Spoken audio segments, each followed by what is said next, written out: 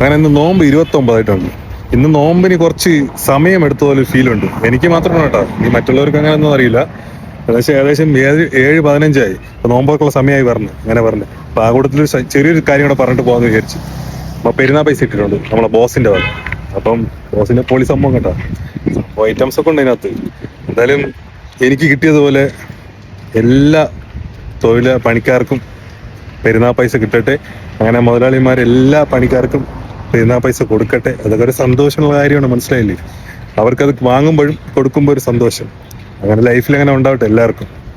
അപ്പോൾ വേറൊന്നുമില്ല, ഇത്രയേ ഉള്ളൂ.